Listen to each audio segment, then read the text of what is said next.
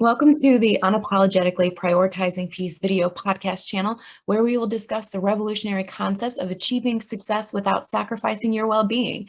I'm your host, Carla Hunt, CEO and founder of Prioritizing Peace. You can achieve your success without sacrifice. Thank you for being here. Let's get started. Make sure to like this video, subscribe to my channel, and hit that notification button so you know when the next video podcast has been released. Welcome to episode 16. We are going to talk all about emotions and feelings. We are going to talk about what emotions are, what feelings are, and how to process your emotions and feelings in productive ways so you can own your feelings rather than your feelings owning you. Emotions are associated with the bodily reactions that are activated through neurotransmitters and hormones released in the brain. And feelings are the conscious experience of emotions, of your emotional reactions. So emotions are considered to be the biological bodily response of your feelings. And feelings are your conscious awareness of your emotions. It's like, basically they're the same thing, but one is the actual bodily chemical response, and then feelings are you consciously being aware of that bodily reaction within inside you. So emotions are the energy, and energy needs to move, it needs to be released, and when energy gets stuck, it causes stress. So you need to do something about it. You need to cry, you need to dance, you can exercise while you cry, but ultimately you need to do something about your emotions to process them. And oftentimes crying is one thing that you can do to do something about them.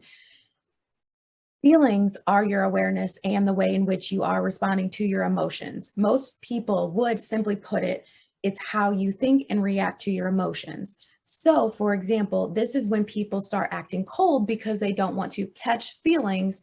There's an emotion they've already started feeling, or they wouldn't try to react to the feeling they're trying to avoid, quote, catching. You feel me? Another example is when you're walking down a sidewalk and you pass a dark alley and someone jumps out at you from the dark alley and your adrenaline spikes. So that's all the emotion from that bodily reaction because you were surprised by it. And you are experiencing that emotion from a bodily standpoint when all the chemicals are released in your body. And then the feelings to express that and process that, you might scream or you might want to punch something or someone, depending on the appropriateness of that situation. Punching something or someone might be a good idea. So you're feeling all that emotion when you're screaming or punching something to process it. And oftentimes when people are experiencing emotion, they will shift their emotional energy towards something else because they don't want to deal with their emotions. And when you avoid your emotions, you are not actually processing your emotions, but instead you are running from having to sit and feel your feelings.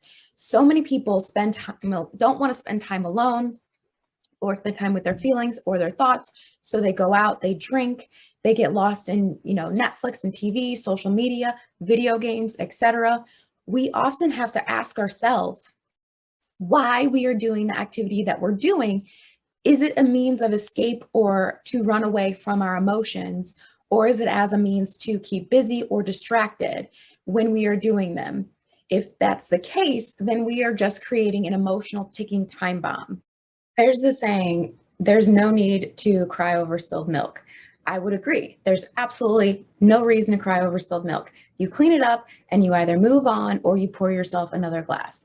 People cry over spilled milk because there was a metaphorical straw that broke the camel's back and pushed them over the edge emotionally. And that energy that needed to be released at a different time is now coming up in this situation because it wasn't properly processed previously. Whatever you hadn't been dealing with before is that energy you haven't been releasing. It was just triggered. People who don't process their feelings and release their emotions in productive ways are more likely to be triggered by things. They are more likely to have times where they're emotionally overwhelmed or even be explosive because they're unfamiliar with their emotions. Alternatively, they may also experience no feelings at all and be completely numb because they try to avoid their feelings. Today, we will go into the process of productively processing your feelings and emotions. But first, if you recall from the movie Inside Out, there are 5 primary emotions were joy, also known as happiness, sadness, disgust, fear, and anger. Most theories also include a 6th emotion, surprise. It is surprise. If you Google an emotions wheel to help you identify what you're actually feeling around these primary emotions, you would start with any of these primary emotions and then go into a bit more of specific feelings. So, for example, you may feel sad, and then you want to go into a deeper level feeling that you are experiencing might be lonely. And the deeper level from there you may be feeling is ignored and vulnerable. So it could be more than one feeling that you're feeling when you're describing your emotions, and that is absolutely normal. Hopefully you can see my screen here. I have the wheel that I mentioned, and I have, the sadness, and I talked about being lonely, and then I talked about being vulnerable, as well as I think I also mentioned ignored, I think. So, you can use this, and it goes from like one and it goes a little bit deeper of all the things that you could be feeling that's within, that's underneath sadness.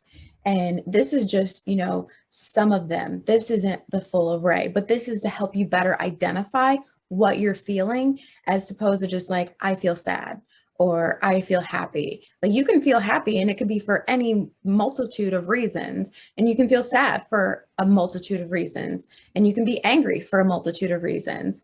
And you can experience grief for a multitude of reasons as well.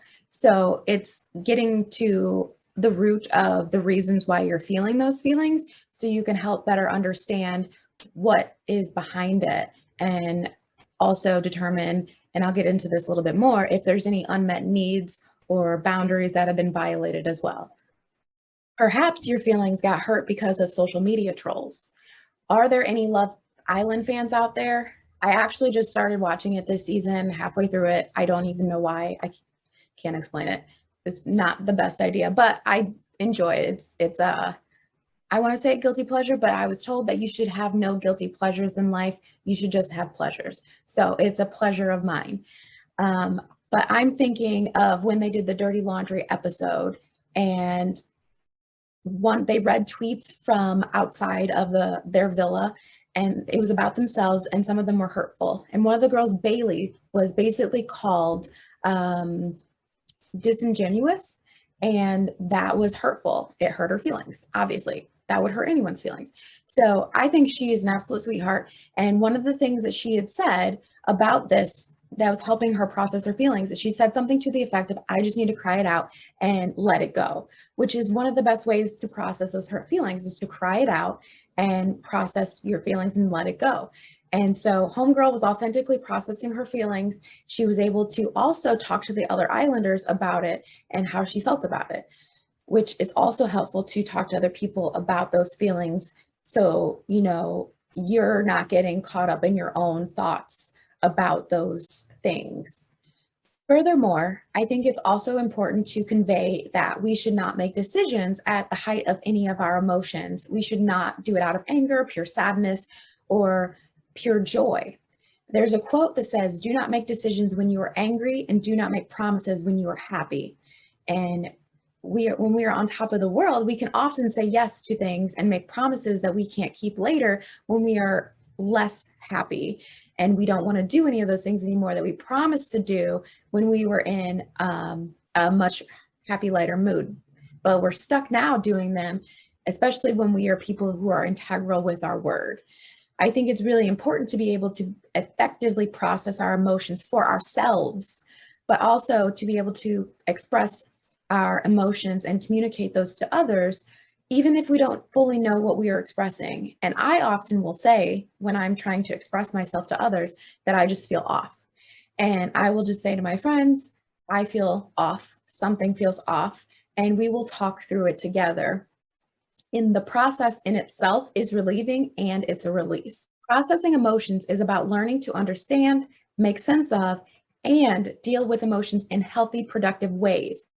Not everything will make sense, and sometimes we will overthink things to death, and that doesn't help how we feel.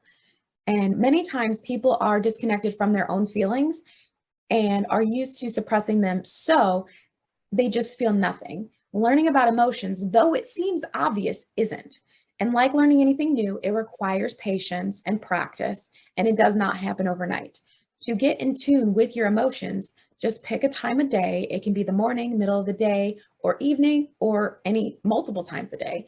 And just spend a few minutes sitting quietly and focus on your body. Try to identify what you feel. Use the emotion wheel, like I mentioned, to help you identify what you might be feeling.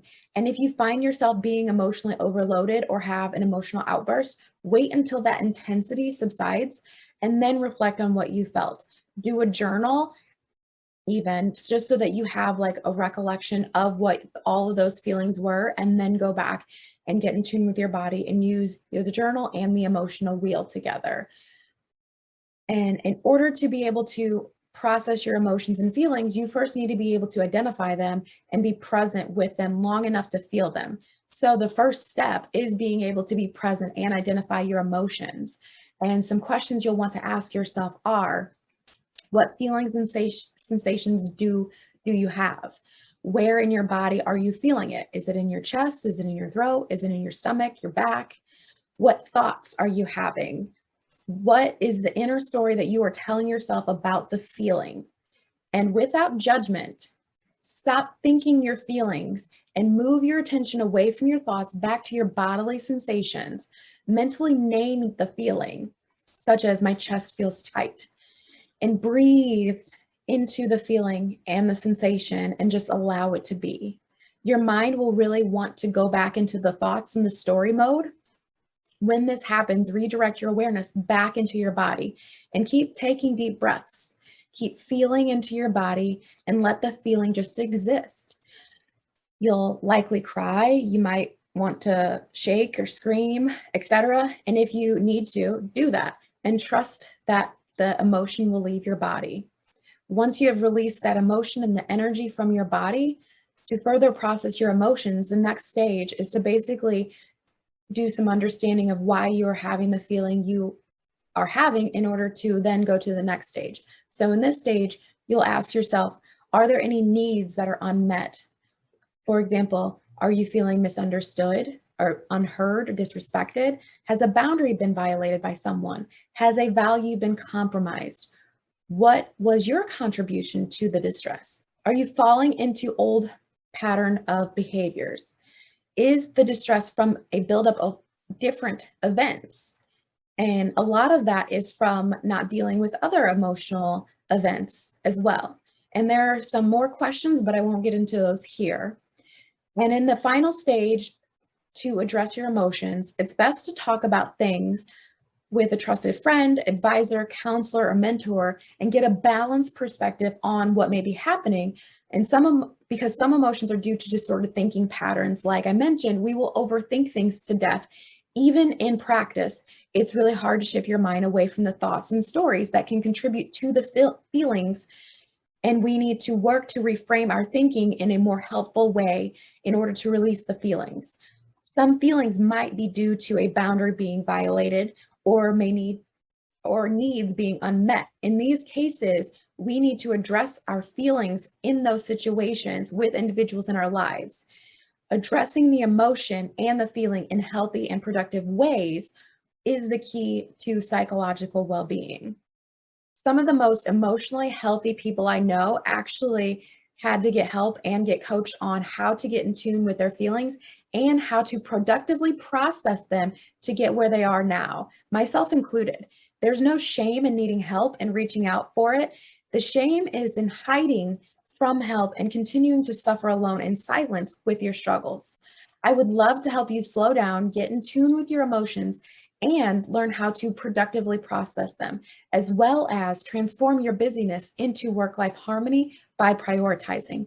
My information is in the description below to connect with me and schedule a one-on-one discovery call. Thank you for watching this episode of the Unapologetically Prioritizing Peace video podcast with your host, Carla Hunt. If you have any questions or would like to suggest a topic, please email me at hello@prioritizingpeace.com.